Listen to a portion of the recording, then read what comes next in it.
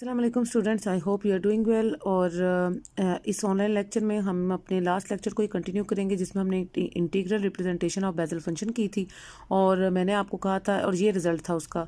ठीक है, page number 318 के ऊपर हमने ये जो है वो जब हमारा लाइव सेशन था तो उसमें हमने ये प्रूव किया था कि जे एन ऑफ एक्स जो है इज इक्वल टू 1/पाई और 0 to पाई और cos of n theta minus x sine theta d theta, ये integral representation of Bessel function थी। इसको यूज़ करते हुए हम एक दो एग्जांपल्स मैंने आपको कहा था कि आप ट्राई करें। जैसे एग्जांपल नंबर ये 6.20 है जिसमें आपने शो करना है कि आपका जो बेसल फंक्शन का प्राइम है यानी डेरिवेटिव है जे नॉट ऑफ एक्स का, that would be equal to minus J1 of X. अब इसको आप कैसे प्रूव कर सकते हैं? आपने यही integral representation of Bessel function का फार्मूला लिया और इस फार्मूले में आपने, चूंकि आपको लेफ्ट हैंड साइड पे 0 चाहिए बेसल फंक्शन में, तो फिर आपने n को 0 पुट किया for the left hand side. जब आप इस फार्मूले में n को 0 पुट करेंगे तो आपके पास जे नॉट ऑफ एक्स की वैल्यू आ जाएगी और उसके लिए जब इधर 0 आ जाएगा so this is cause of minus x sine theta d theta. और जैसा कि मैंने आपको बताया था कि कॉस जो फंक्शन होता है वो इवन फंक्शन होता है, तो इसका जो माइनस है वो भी प्लस यानी कॉज ऑफ माइनस थीटा जो है वो कॉस थीटा के बराबर होता है। तो इस वजह से ये इसको अप्रोच करेगा, माइनस प्लस हो जाता है इसके अंदर। और उसके बाद हम इसको, चूंकि हमें इसका डेरिवेटिव भी चाहिए, लेफ्ट हैंड साइड को अगर हम गौर से देखें तो हमें जे नॉट ऑफ एक्स का प्राइम चाहिए ना, यानी डेरिवेटिव चाहिए। तो अब हम इसको लेफ्ट हैंड साइड को डिफरेंशिएट करेंगे, लेफ्ट और राइट हैंड साइड को, जे नॉट ऑफ एक्स को विद रिस्पेक्ट टू एक्स। तो लेफ्ट हैंड साइड पे जे नॉट प्राइम एक्स आ जाएगा और राइट हैंड साइड पे जब हम इसको डिफरेंशिएट करेंगे तो हमारे पास 1/पाई 0 to पाई कॉस थीटा का डेरिवेटिव होता है माइनस साइन थीटा। और थीटा चूंकि यहाँ पे रिप्रेजेंट कर रहा है एक्स साइन थीटा को ना, तो ये हमारा पूरा थीटा है इस वक्त जो इसके आर्गूमेंट में आ रहा है। तो एक्स साइन थीटा का अगेन हम एक्स के लिहाज से जब डेरिवेटिव लेंगे तो वो आ जाएगा आपके पास साइन थीटा डी थीटा। उसके बाद जब हमने इसको इस फॉर्म में लिख लिया, ठीक है, तो ये हमारे पास लेफ्ट हैंड साइड आ गई। सिमिलरली अब हम राइट हैंड साइड कंसीडर करेंगे। राइट हैंड साइड में हमने देखा है कि हमें J1x चाहिए। जब J1x चाहिए प्रूव करने के लिए तो हम n is equal to 1 put करेंगे अपने ये जो हमारा integral representation of Bessel function है, तो इसी फॉर्मूले को दोबारा कंसीडर करेंगे और इसमें n को 1 पुट करेंगे। अब जैसे पहले लेफ्ट हैंड साइड में n को 0 पुट करके इसको निकाला, अब n को 1 पुट करें। जब n को 1 पुट करेंगे तो आपके पास ये फॉर्म आ जाएगी। ये जो फॉर्म है this represents the cause of alpha minus beta वाली फॉर्म। तो ये जो ट्रिग्नोमेट्रिक रिलेशन इधर हम यूज करेंगे cause of alpha minus beta, वो बराबर होता है cause alpha cos beta plus sine alpha sign beta. ठीक है, तो ये हमने इसको खोला कॉज अल्फा माइनस बीटा को cause alpha cos beta plus sine alpha sign beta की फॉर्म में। और इसमें जो पहली फॉर्म है, जो पहला इंटीग्रल डेफिनेट इंटीग्रल रिजल्ट है कॉस थीटा और cos of x sine theta का, ये 0 को के इक्वल होता है। ठीक है, तो ये डेफिनेट इंटीग्रल है जो कि 0 को रिप्रेजेंट करता है, तो पहली टर्म इसकी 0 हो जाएगी और जो दूसरी टर्म है वो आपकी वही आ जाएगी जैसे कि आपने लेफ्ट हैंड साइड का रिजल्ट निकाला था। तो यहाँ से आप कहेंगे कि आपके पास हमने प्रूफ क्या करना था कि जे नॉट प्राइम एक्स जो है वो माइनस J1x के बराबर है। तो सिर्फ माइनस का फर्क है, यानी इक्वेशन नंबर 6.15 में और 6.16 में सिर्फ आप देख रहे हैं कि नेगेटिव का साइन है। 6.15 में माइनस आ रहा है, 6.16 में वो पॉजिटिव के साथ आ रही है, बाकी रिलेशन बिल्कुल सेम है। तो इट मीन्स जब हम कंपेयर करेंगे लेफ्ट हैंड साइड के रिजल्ट को राइट हैंड साइड के रिजल्ट को, तो हम वो चीज़ प्रूव कर सकते हैं जो हमें चाहिए थी, यानी J nought prime of x is equal to minus J1 of x. ठीक है, तो ये आपकी एक सिंपल सी इक्वेशन थी जिसमें आपने integral representation of Bessel function को कैसे यूज़ करना है वो हमने देखा था। उसके बाद इसी तरह एग्जांपल 6.21 है, इसमें भी आप देख सकते हैं कि 0 to infinity exponential of minus ax J naught bx dx is equal to this. तो हम लेफ्ट हैंड साइड को कंसीडर करेंगे। पहले हम integral representation of Bessel polynomials लेंगे और वो यही जैसे हमने ऊपर ये फार्मूला लिया था जो हमने यहाँ प्रूव भी किया था कि integral representation of Bessel polynomial Jn(x) is equal to 1/पाई 0 to pi cos of n theta minus x sine theta d theta. यही फार्मूला हमने यहाँ पे यूज़ किया है इंटीग्रल रिप्रेजेंटेशन वाला। और चूंकि हमें जे नॉट चाहिए तो हमने n को 0 पुट करना है, लेफ्ट हैंड साइड लिए n को 0 पुट किया और n को 0 पुट करके हमने ये फॉर्म आ गई जे नॉट वाली। जब जे नॉट आ जाएगा हमारे पास तो अब हम नेक्स्ट हमें क्या चाहिए, लेफ्ट हैंड साइड पे हमने इसको मल्टीप्लाई करना है ना एक्सपोनेंशियल ऑफ माइनस ax से। तो हम दोनों साइड्स पे एक्सपोनेंशियल ऑफ माइनस ax से इसको मल्टीप्लाई कर देंगे जे नॉट ऑफ bx वाली फॉर्म को। अच्छा, एक तो हमने इंटीग्रल रिप्रेजेंटेशन का फार्मूला यूज़ करके n को 0 पुट किया था, दूसरा हमने क्या करना है कि हमें x की जगह bx चाहिए था क्योंकि इसका आर्गूमेंट में ना bx है। तो फिर जो x था हमने x की जगह उसको क्या यूज़ किया, जहाँ जहाँ x था उसको क्या कंसीडर कर लिया था bx। लेफ्ट हैंड साइड पे भी और राइट हैंड साइड पे भी जहाँ x ले रहे थे उसकी जगह हमने क्या कंसीडर कर लिया, bx, ठीक है। और उसके बाद नेक्स्ट स्टेप हमारा ये था कि हमने एक्सपोनेंशियल ऑफ माइनस ax के साथ इसको मल्टीप्लाई करना है। तो अब दोनों तरफ आप एक्सपोनेंशियल ऑफ माइनस ax के साथ इसको मल्टीप्लाई कर दें तो, और आखिर में हम उसको क्या कर लेंगे, इंटीग्रेट कर लेंगे 0 टू इन्फिनिटी। तो हम एक्सपोनेंशियल ऑफ माइनस ax के साथ इसको मल्टीप्लाई करके दोनों तरफ और उसको इंटीग्रेट कर लेंगे 0 टू इन्फिनिटी। ये हमने नेक्स्ट स्टेप में किया। तो पहले हमने एक्सपोनेंशियल ऑफ माइनस ax से मल्टीप्लाई कर लिया और फिर दोनों तरफ इंटीग्रेट कर दिया 0 टू इन्फिनिटी पे, ठीक है। और बाकी टर्म हमने उसके अंदर ले ली। अब जो कॉस थीटा है उसको हमने एलर्स फार्मूला यूज़ करते हुए कॉस की ये वाली फॉर्म यूज़ की है कि कॉस थीटा बराबर होता है exponential of aorta theta minus exponential of minus aorta theta over 2। तो ये फार्मूला कॉस थीटा का, यहाँ पे थीटा ये पूरी टर्म है जो उसका आर्गूमेंट है, ठीक है। तो ये हमने यही वाली फॉर्म इधर यूज़ की है कॉस थीटा की एलर्स फार्मूला से। और उसके बाद हमने क्या करना है, उसके बाद अगेन अब जो ब्रैकेट्स वगैरह खोलेंगे ये सोल्यूशन करेंगे। और सबसे पहले हमने इंटीग्रेट किया है 0 टू इन्फिनिटी के लिए। और ये देखें लिमिट्स 0 टू इन्फिनिटी वाली आपने पुट करनी है।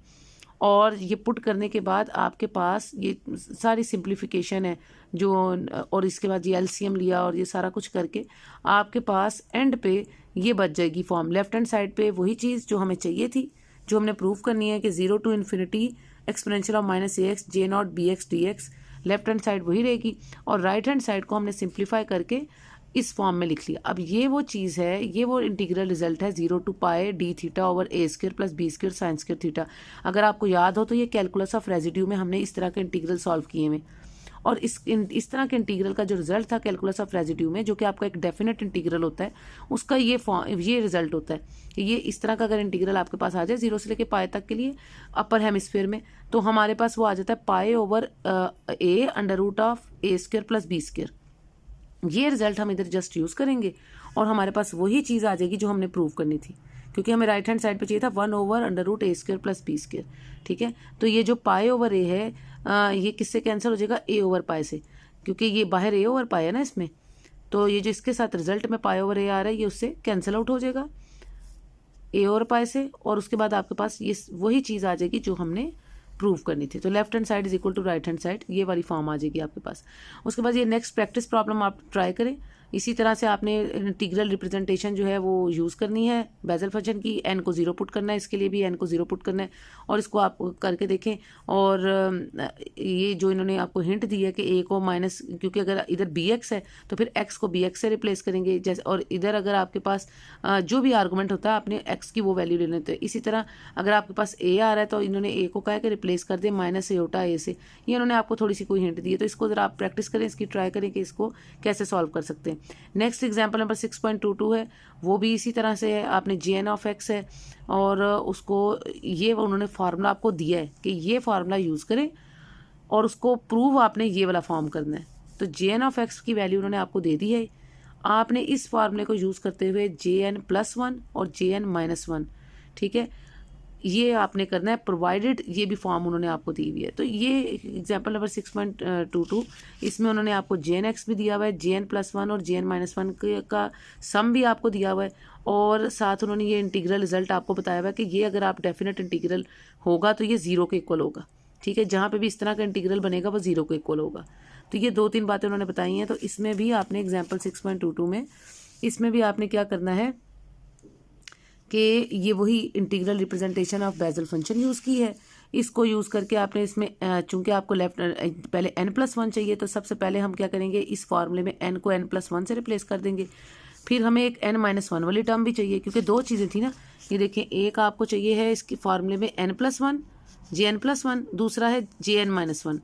तो पहले हम इस n में एक दफ़ा n+1 पुट करेंगे जहाँ जहाँ n आ रहा होगा, फिर इस n वाले फार्मूले में एक दफ़ा n-1 पुट करेंगे, लेफ्ट हैंड साइड पे भी राइट हैंड साइड पे भी।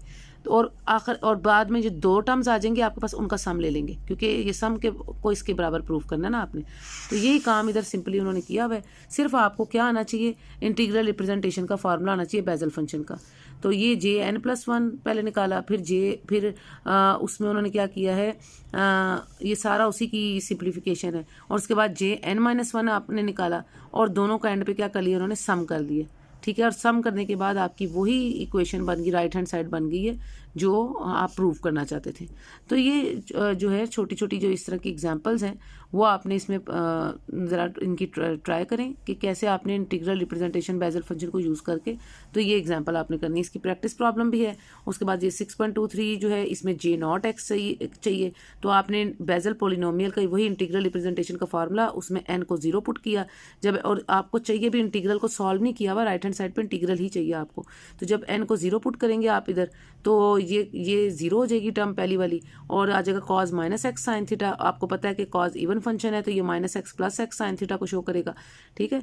और उसके बाद हमने थोड़ी सी इसमें क्या किया है कि हमने इसमें सब्स्टिट्यूशन यूज़ की है, यानी साइन थीटा को टी कह लिया तो कॉस थीटा डी थीटा जो है वो डी टी हो जाएगा, और डी थीटा जो है वो D T over cos theta, और कॉस थीटा को in terms of trigonometric relation use की है कि कॉस थीटा बराबर होता है 1 minus sine square theta under root. ये कहाँ से आता है? Cos square theta plus sine square theta is equal to 1 के फॉर्मूले से आता है, ठीक है। तो वो उस तरह से हम लिख सकते हैं D theta is equal to D T over 1 minus T square, क्योंकि साइन थीटा को आपने टी कहा हुआ है। इस चीज़ को आपने जस्ट इधर पुट करना है, तो आपके पास वही फॉर्म बन जाएगी जो आपको उन्होंने रिक्वायर्ड थी, जैसा फार्मूला आप निकालना चाहते थे। तो जस्ट आपने एन को 0 पुट करके, और उसके बाद जो सब्स्टिट्यूशन यूज़ की है आपने, कि आपने साइन थीटा को जो था वो टी कह लिया था, ठीक है। और उससे बाकी बस वो सब्स्टिट्यूशन यूज़ करने के बाद आपने वही फॉर्म निकाली जो आपने प्रूव करनी थी। ये इसकी प्रैक्टिस प्रॉब्लम्स आगे उन्होंने 2 दी हुई हैं, आप इसको ट्राई कर सकते हैं।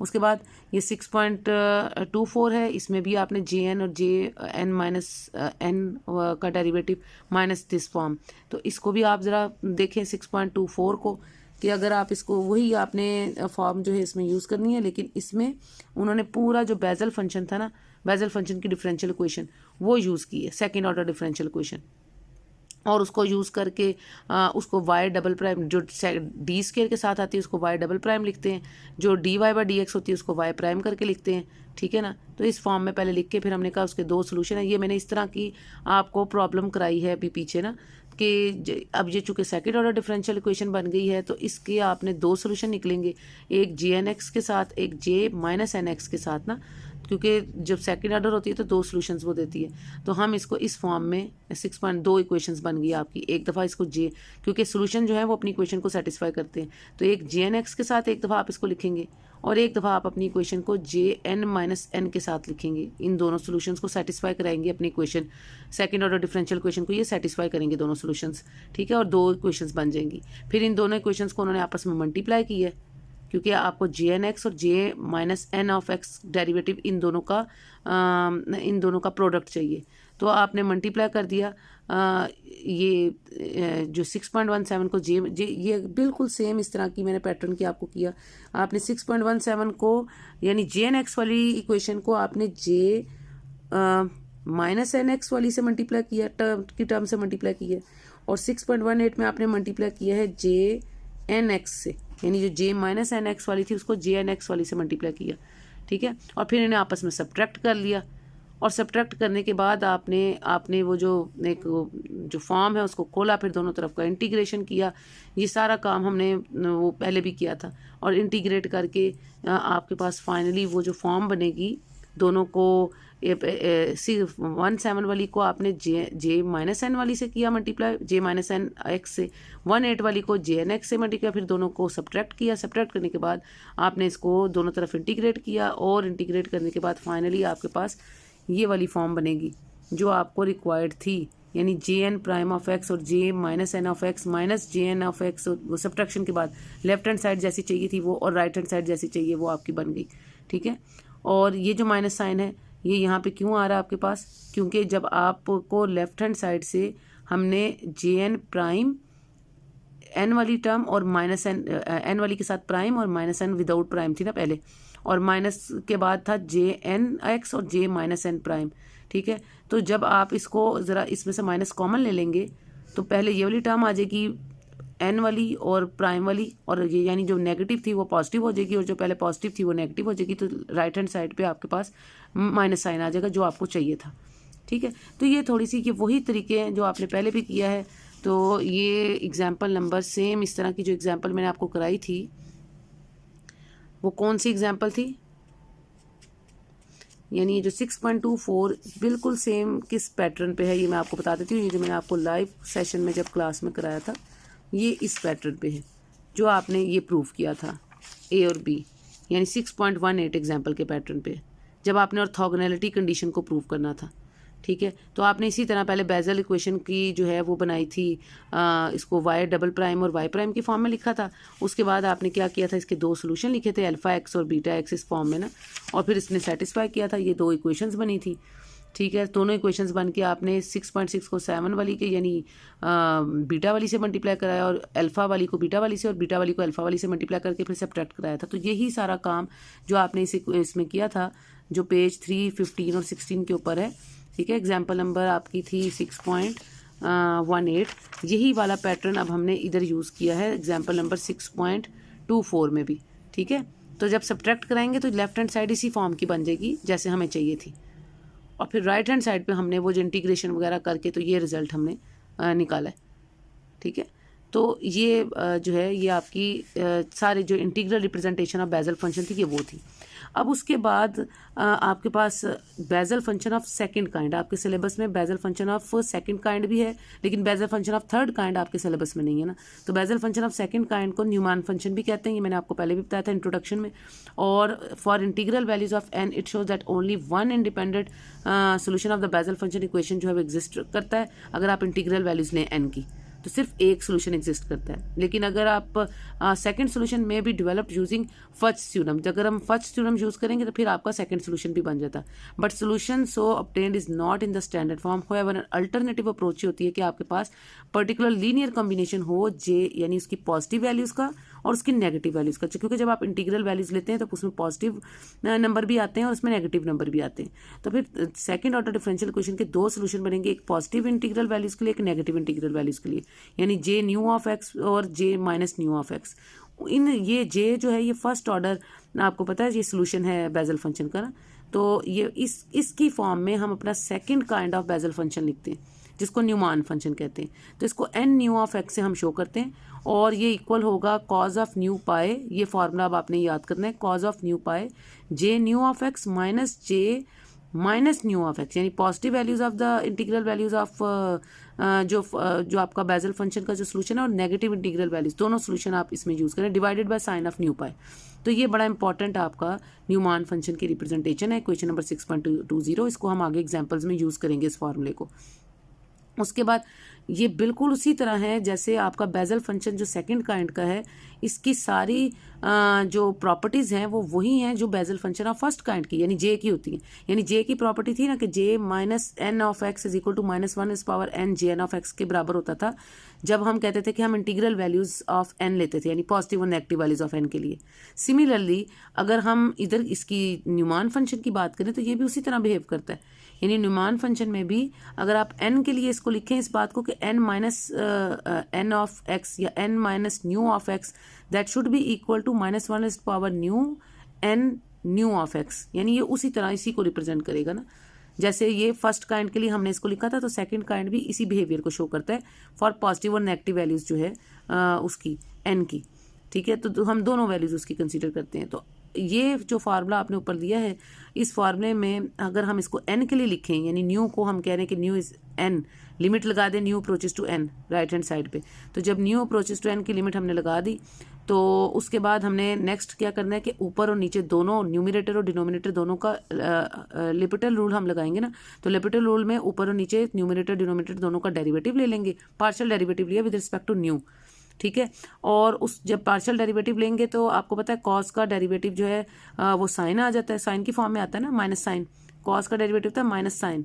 ठीक है, और प्लस इसमें जो है हमारे पास क्या होगा, अब ये जो चीज़ है आपके पास ये यहाँ पे u इंटू वी लगाया ना। अब यहाँ पे u इंटू वी इसमें क्यों लगा है, क्योंकि कॉस का डेरिवेटिव माइनस साइन, यानी डेरिवेटिव ऑफ कॉस लिया इंटू जे एन वैसे का वैसा, प्लस कॉस वैसे का वैसा, और डेरिवेटिव ऑफ जे ले लिया। ठीक है, तो ये u इंटू वी लगाइए इस टर्म के लिए। तो ये पहली दो टर्म्स इससे आई, बाकी माइनस आगे उसकी सिंपल डेरिवेटिव, नीचे वाली टर्म साइन का डेरिवेटिव कॉस होता है। ठीक है, अब ऊपर वाली टर्म में जब भी साइन के साथ कोई पाई वाली टर्म आती है तो वो जीरो हो जाता है, तो ये पहली टर्म जीरो हो गई।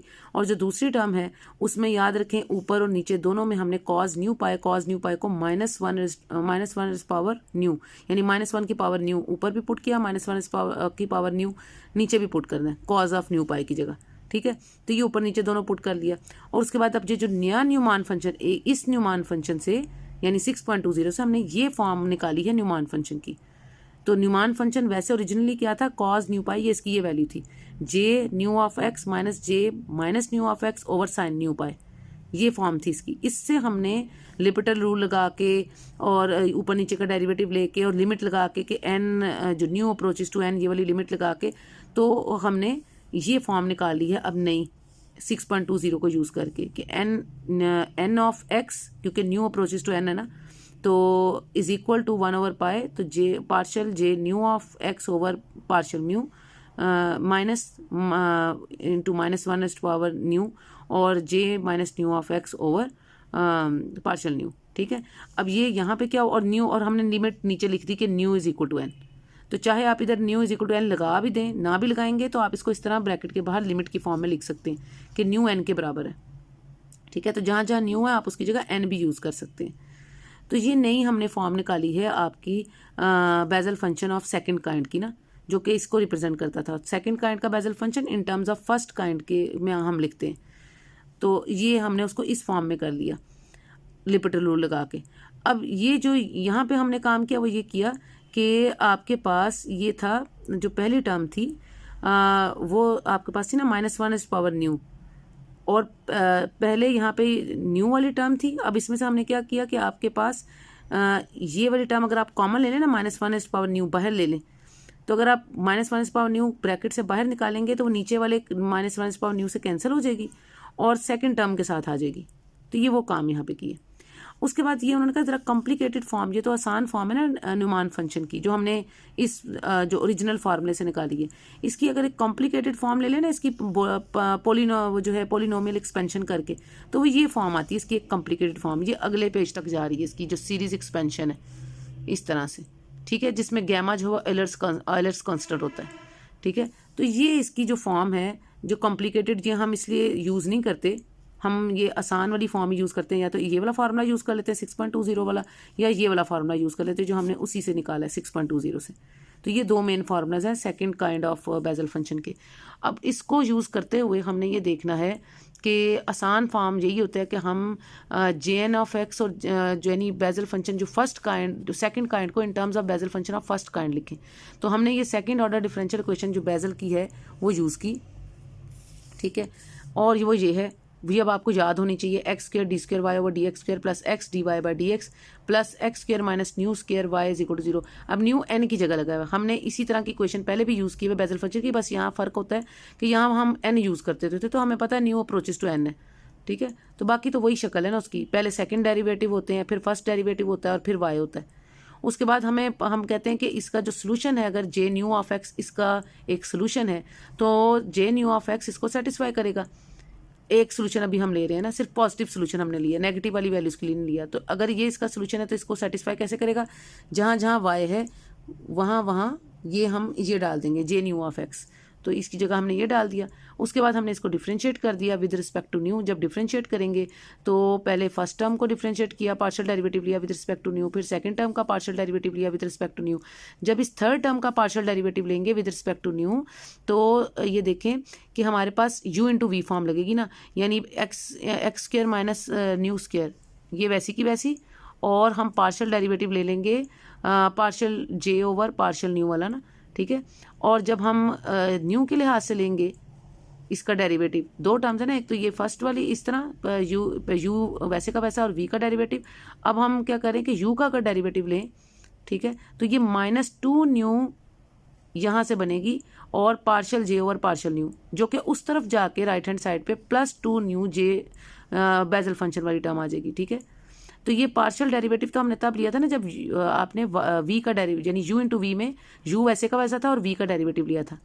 अब अगर आप v वैसे का वैसा रखें यानी j वैसे का वैसा और u का डेरिवेटिव लें, तो आपके पास ये वाली फॉर्म बनती है जो राइट हैंड साइड पे पहले इधर लेफ्ट पे माइनस थी, राइट हैंड साइड पे जाके पॉजिटिव में हो जाएगी। तो ये यहाँ से ये टर्म इसमें से निकली है u इंटू वी करके। सिमिलरली मैंने जैसे पॉजिटिव सोल्यूशन लिखा है, इसी तरह मैं negative solution of the Bessel function, क्योंकि दो सोल्यूशन है ना इसके, एक पॉजिटिव इंटीजर के लिए नेगेटिव इंटीजर के लिए, तो नेगेटिव इंटीजर के लिए भी यही इसी तरह यूज़ करूँगी सेम इक्वेशन, सिर्फ जहाँ जहाँ प्लस न्यू था उसकी जगह माइनस न्यू आ जाएगा, नेगेटिव सोल्यूशन जब सेटिस्फाई करेंगे। और अब दोनों तरफ आप मल्टीप्लाई कर देंगे -1 से, ठीक है। तो -1 से दोनों तरफ मल्टीप्लाई करके आपके पास ये इस वाली इक्वेशन में जो नेगेटिव न्यू के साथ है, लेफ्ट हैंड साइड पे भी मल्टीप्लाई कर दिया सारी टर्म्स को, राइट हैंड साइड पे भी जो एक टर्म है उसको -1 से मल्टीप्लाई कर दिया। और फिर अब आप अपनी इस इक्वेशन 6.23 को सब्ट्रैक्ट कराएंगे 6.22 में से, यानी पॉजिटिव वाले में से, पॉजिटिव जहाँ इंटीजर हमने यूज़ की है उसकी इक्वेशन में से नेगेटिव वाली इंटीजर को की इक्वेशन को हमने माइनस किया।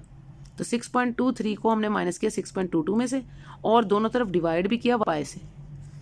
उसके बाद हमने लिमिट लेनी है कि न्यू अप्रोचेस टू एन, ठीक है, न्यू एन को अप्रोच करता है, और एक्स स्क्वायर वाली टर्म्स अलग कर ली, एक्स वाली टर्म्स अलग कर ली, x square minus N square वाली टर्म्स अलग करके लेफ्ट हैंड साइड पे वही 3 फॉर्म बन गई। ये क्यों इस तरह से 3? क्योंकि यही आपकी, जब आप बेसल फंक्शन लिखते हैं सेकंड ऑर्डर, तो वो कैसे होती है, एक एक्स स्क्वायर वाली टर्म होती है, एक एक्स वाली टर्म होती है, और एक x square minus new square वाली टर्म है ना। तो ये इस तरह की 3 टर्म्स हमने इकट्ठी करनी है लेफ्ट हैंड साइड पे। तो वही काम हमने किया, न्यू अप्रोचेस टू एन करने के बाद एक्स स्क्वायर वाली, एक्स वाली और X square minus N square वाली तीनों टर्म्स अलग अलग कर ली। और राइट हैंड साइड पे जो है हमारे पास क्या बन गया, न्यू अप्रोचेस टू एन कर दिया ना हमने, तो 2n/π और jn ऑफ x और -1 न्यू की जगह n और j -n ऑफ x, ये फॉर्म बन गई। और उसके बाद ये जो चीज़ है, अब ये जो राइट हैंड साइड है इसमें ये जो पूरी टर्म है 2n/π वाली, ये पूरी टर्म जो है वो 0 को अप्रोच करती है, क्योंकि जब हम इंटीजर n कंसीडर करते हैं तो हमारे पास ये जो पूरी टर्म है, ये हमारे पास ये बेजल आइडेंटिटी है कि ये जो पूरी टर्म है ये राइट हैंड साइड की ये 0 को अप्रोच कर जाती है। और ये आपके पास सेम वही चीज़ आ जाती है, सेकेंड ऑर्डर डिफरेंशियल इक्वेशन जो बेजल फंक्शन की फर्स्ट काइंड को सेटिस्फाई करती थी, जे की फॉर्म को, वही Bessel second order differential equation Bessel function की इसकी न्यूमान फंक्शन यानी सेकंड काइंड ऑफ बेजल जो सॉल्यूशन है उसको भी सेटिस्फाई कर रही है। तो ये जो इक्वेशन आपने फाइनली निकाली है ना, ये इस चीज़ का प्रूफ है कि आपकी जो second kind of Bessel function जो सोल्यूशन है, न्यूमान फंक्शन जो सेकंड काइंड का सोल्यूशन है, वो उसी तरह बिहेव कर रहा है और उसी तरह बेजल फंक्शन का सोल्यूशन है जैसे कि बेजल फंक्शन जो फर्स्ट ऑर्डर डिफरेंशियल इक्वेशन का जो फर्स्ट ऑर्डर सोल्यूशन था second order differential equation of the Bessel equation का। यानी बेजल इक्वेशन के 2 सोल्यूशन है, एक फर्स्ट काइंड और एक सेकेंड काइंड। वैसे तो थर्ड काइंड भी है लेकिन वो आपके सिलेबस में नहीं है ना, तो हमने जैसे इसको फर्स्ट काइंड के लिए लिखा था जे की फॉर्म में, इसी तरह हम इस बेजल इक्वेशन को सेकंड काइंड के सोल्यूशन की फॉर्म में यानी n ऑफ x यानी आपका न्यूमान फंक्शन की फॉर्म में भी लिख सकते हैं। तो ये इस चीज़ का प्रूफ है कि आपका बेजल फंक्शन का फर्स्ट काइंड का सोल्यूशन और सेकंड काइंड का सोल्यूशन बिल्कुल दोनों सेटिस्फाई करते हैं आपकी second order differential equation of Bessel function को, ठीक है, जो कि ये थी सिंपल उसकी जो फॉर्म थी। तो y को आप j से भी रिप्लेस कर सकते हैं फर्स्ट काइंड के लिए और n से भी रिप्लेस करते हैं फॉर द सेकंड काइंड। ये दोनों सेटिस्फाई करते हैं आपकी second order differential equation of Bessel equation को। तो ये जो प्रूफ था ये हमने देखा इसमें, और इसका मतलब है कि आपका जो सोल्यूशन है ना दैट वुड बी द जो टोटल सोल्यूशन है वो 2 के सम के बराबर है। फर्स्ट काइंड का सोल्यूशन jn ऑफ x की फॉर्म में प्लस सेकंड काइंड का सोल्यूशन nn ऑफ x की फॉर्म में। तो jn ऑफ x जो है वो फर्स्ट काइंड सोल्यूशन को रिप्रेजेंट करता है और nn ऑफ x जो है वो सेकंड काइंड सोल्यूशन को रिप्रेजेंट करता है। तो आपका जो सोल्यूशन है, जो जनरल सोल्यूशन है, वो इन दोनों के सम के बराबर होगा और a और b इधर कॉन्स्टेंट्स हैं, कोई भी साथ कांस्टेंट वैल्यूज आ जाती हैं। तो जो टोटल सोल्यूशन है y of x that would be the sum of Bessel function of first kind plus Bessel function of second kind with some constants a and b। तो ये चीज़ आपने यहाँ पे प्रूव की है।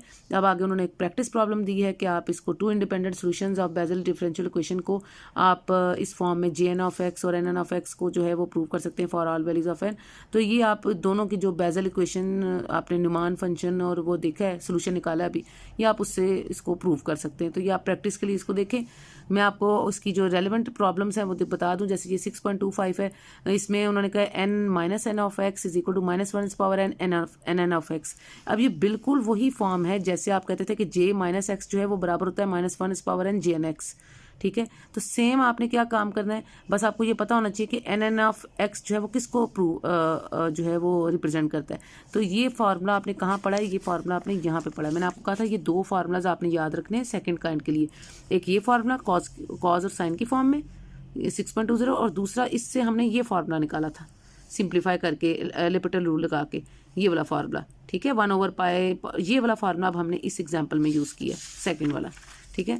तो ये फार्मूला जब आप इधर यूज़ करेंगे तो यूज़ करने के बाद हमने कहा nu is equal to N, ये लिमिट हमने यूज़ की साथ। और हमें चाहिए दो चीज़ें, एक दफ़ा माइनस एन के लिए चाहिए, एक दफ़ा प्लस एन की फॉर्म में भी चाहिए। तो एन की फॉर्म में तो हमारे पास ये है, अब इसको हम माइनस एन की फॉर्म में भी लिख लेते हैं, जहाँ जहाँ एन है उसको माइनस एन हम कर देंगे। और यहाँ पे राइट हैंड साइड पे अगर हम नहीं पुट कर रहे तो हम कह रहे हैं कि nu is equal to minus N, ठीक है। अगर पुट नहीं करते तो नीचे लिमिट की फॉर्म में लिख देते हैं। अच्छा, उसके बाद हमने लेफ्ट हैंड साइड उसी तरह चलेगी माइनस एन के साथ, क्योंकि हमने जो भी करना है राइट हैंड साइड के अंदर हम सिंप्लीफिकेशन कर रहे हैं। तो उसके बाद हमने 1/π, ये जो आपका अब हम ये लिमिट लगा देंगे कि हमारे जो न्यू है वो माइनस की फॉर्म में हम उसको लिख सकते हैं, माइनस न्यू की फॉर्म में। तो हमने न्यू की जगह माइनस न्यू ऊपर भी और नीचे भी, और ये इसकी सेकंड टर्म में भी न्यू की जगह माइनस न्यू लगा लिया, ठीक है। जहाँ जहाँ और हाँ, साथ हम कह रहे हैं कि आपका न्यू जो है वो एन के बराबर भी है। तो उसके बाद हमने क्या किया कि हमने इसमें से ये जो नीचे वाला माइनस है ये ऊपर लिख लिया है और ये इस फॉर्म में आ गया। और उसके बाद हमने इसको क्या किया कि ये जो इसका भी नीचे वाला माइनस है ये ऊपर जाके इसको प्लस कर देगा। और उसके बाद हमने यानी इसकी मज़ीद सिंप्लीफिकेशन करते जानी है। और आखिर में ये जो रिज़ल्ट आपका बनेगा ये वाला, यानी ये पॉजिटिव वाली टर्म पहले लिख ली, नेगेटिव वाली टर्म बाद में लिख ली, तो ये जो रिज़ल्ट इसके अंदर बन रहा है बेसिकली ये वही है जो हमारा फार्मूला था, original formula N of X की फॉर्म में। इसका मतलब है कि N of minus N of X जो है, जो हम प्रूव करना चाहते थे, वो बराबर है -1 इस पावर एन, ये पूरी टर्म किसके बराबर है, एन ऑफ एक्स। तो ये चीज़ हम इधर से प्रूव कर लेंगे, ठीक है। सिर्फ आपको ये फार्मूला आना चाहिए, जो मैंने आपको दो फार्मूलाज उधर शुरू में बताए हैं, एक कॉज वाला, क्योंकि ये देखिए अब आगे कॉज वाला फार्मूला यूज़ हो रहा है 6.20 इक्वेशन जो हमने अभी पीछे निकाली है। तो ये जो Bessel function of second kind है, इसके ये दो फार्मूलाज बहुत इंपॉर्टेंट है, 6.20 वाला और एक ये वाला। तो पहले हमने ये वाला यूज़ किया ना, जिससे हमने प्रूव किया कि N of minus N of x is equal to -1 इस पावर एन ऑफ एक्स ना, तो एन ऑफ एक्स। तो पहले हमने ये यूज़ किया, अब हम ये वाला फार्मूला यूज़ करके ये एग्जाम्पल कर रहे हैं ताकि आपको दोनों को यूज़ करना आ जाए। इस एग्जाम्पल में उन्होंने कहा जी आपके पास प्रूव करें कि ये एन ऑफ -1 ऑफ एक्स और plus this term is equal to this. तो हमने अगर हमारे पास 6.20 ये वाली कॉज वाली और साइन वाली इक्वेशन आती है, तो पहले हम लेफ्ट हैंड साइड लेंगे। लेफ्ट हैंड साइड में हमें पता है कि एन को पहले हम n-1 से रिप्लेस करेंगे, फिर हमें n+1 से रिप्लेस करेंगे।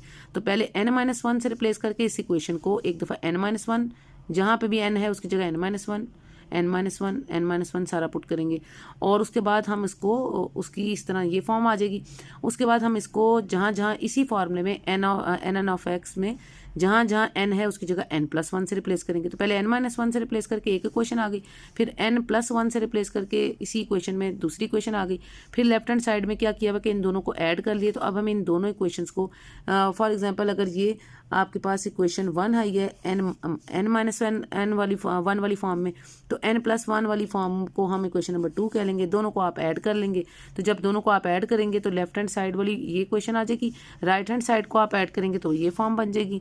और इसमें हमने ये जो ये है first kind of Bessel function n-1 और n+1 वाली को इकट्ठी कर लिया, इसी तरह -n-1 और -n+1 वाली टर्म्स को इकट्ठा कर लिया। तो इकट्ठा करने के बाद हमें पता है कि ये आइडेंटिटी यूज़ की है हमने। हमें पता है कि jn-1 of X plus jn+1 of X, ये आइडेंटिटी हमने पीछे पढ़ी थी Bessel function of first kind की, कि वो बराबर होता है 2n/x jn ऑफ एक्स। ये चीज़ हमने इधर यूज़ करनी है इसकी जगह, ठीक है। और जब ये हम यहाँ पे यूज़ करेंगे तो उसके बाद हमारे पास और जो है हमारे पास क्या फॉर्म बचेगी, आपके पास ये वाली फॉर्म कि जे और अच्छा एक तो इसकी जगह यूज़ करेंगे। इसी आइडेंटिटी को हम इस तरह भी लिख सकते हैं, एन को क्योंकि ये भी तो है ना, इसमें भी तो कुछ पुट करना है। तो यहाँ पे हमने सिंपली क्या किया कि एन को -n से रिप्लेस करना है, जहाँ जहाँ n है उसकी जगह -n, ताकि यही फार्मूला हमने इस फॉर्म में लिख लिया। बेसिक फार्मूला ये था, इसको इस फॉर्म में लिख लेंगे तो आपके पास यही आइडेंटिटी माइनस के साथ आ जाएगी, क्योंकि हमें दो आइडेंटिटीज चाहिए ना। तो ये वाली चीज़ हमने इधर पुट कर दी प्लस वाली के लिए, और ये वाली चीज़ हमने इधर पुट कर दी, ठीक है, वो इसकी जगह आ जाएगी। और दोनों आइडेंटिटीज पुट करने के बाद फाइनली आपके पास जो राइट हैंड साइड हमने प्रूव क्या करनी थी, राइट हैंड साइड हमने प्रूव करनी थी कि आपके पास ये दोनों चीज़ें इसके बराबर हैं, 2n/x और n ऑफ x ना। तो ये देखें, अब जब आप इधर पुट करेंगे ये दोनों आइडेंटिटीज़, तो आपके पास 2n/x और ये फॉर्म बनेगी cos n पाई, इसमें से कॉमन ले लेंगे ना, तो 2n/x को दोनों में टर्म्स में से कॉमन लिया और अंदर आपके पास बन गया cos n pi jn of x minus jn-1 of x, और नीचे sin n पाई दोनों के नीचे आ रहा है ना, तो इसको सिंगल डिनोमिनेटर के साथ दोनों को इकट्ठा लिख लिया, एक ही न्यूमिनेटर को भी इकट्ठा कर लिया और नीचे डिनोमिनेटर भी एक कर दिया और बाद 2n/x को कॉमन ले लिया।